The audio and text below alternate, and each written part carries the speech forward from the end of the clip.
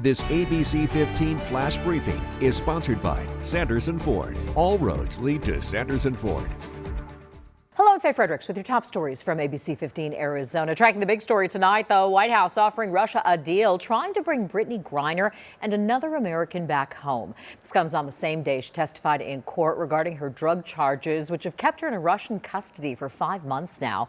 The U.S. is proposing a prisoner swap. The Secretary of State hopes to get Mercury All-Star Brittany Griner and American Paul Wieland in exchange for Victor Bout. He's been called the Merchant of Death. He's a former Soviet military officer serving a 25-year sentence on charges of conspiring to kill Americans and efforts to support a terrorist organization. He's also reportedly the inspiration for the international arms dealer portrayed in the film Lord of War. U.S. officials suggest the deal is similar to one that secured the release of Marine veteran Trevor Reed in April. This is the first time the U.S. has publicly revealed any action plan to get Griner home. Griner also testified for the first time today. She says there was poor translation at the airport when she was being arrested, and she received no explanation on her rights to access a lawyer. The Associated Press reporting Griner used a translation app on her phone to communicate with customs officials, and she was pressured to sign a document that she didn't understand. Griner faces up to 10 years in prison if convicted. Earlier this month, she admitted to having hash oil cartridges. She testified the hash oil was doctor recommended to deal with sports injuries, adding it ended up in her bag accidentally, but that she takes responsibility. Experts tell us her guilty plea is an effort to move the legal process along in hopes of a prisoner swap. Griner's defense team says in part the swap is only possible after the court reaches a verdict. Griner's next hearing is scheduled for Tuesday, but the Wall Street Journal reporting Russia is already saying no deal to the swap.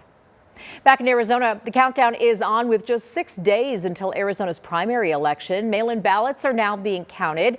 If you still have yours, it is too late to send it back by mail, but you can drop it off at a voting site or vote in person through August 2nd. Expect the first results to be released around 8 p.m. on the day of the primary. And you can count on ABC15 for full and complete election coverage. Just head to abc15.com/election.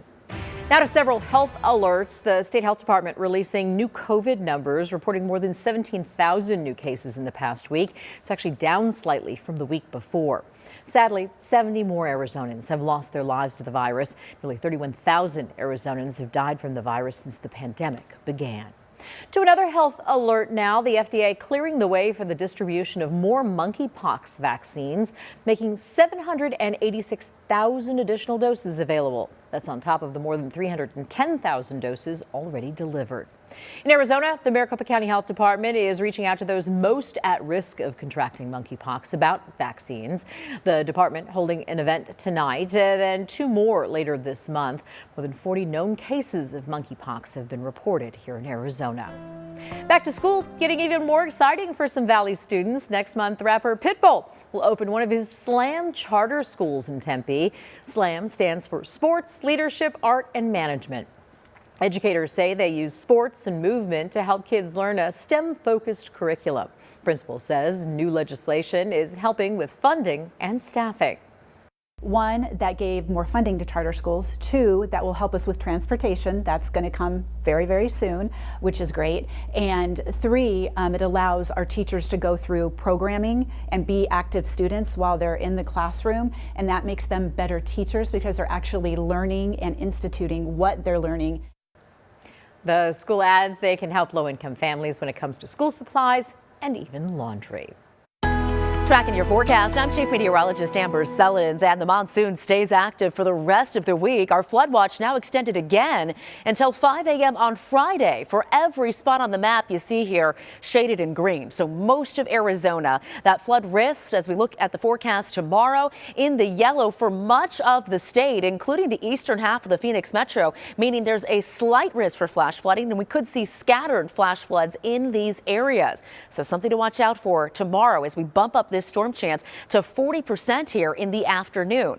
Temperatures will be in the 80s in the morning, 90s in the afternoon hours. We may briefly hit 100 degrees tomorrow, but we're going to keep highs in the upper 90s to low triple digits for the rest of the week and through the weekend too. So those temperatures running several degrees below normal for this time of year. A 40% chance for storms now in the forecast each day through the weekend, and more chances into early next week too. For the latest headlines, weather, and traffic, head to ABC15.com or download the free ABC15 mobile app. This ABC15 Flash Briefing is sponsored by Sanderson Ford. All roads lead to Sanderson Ford.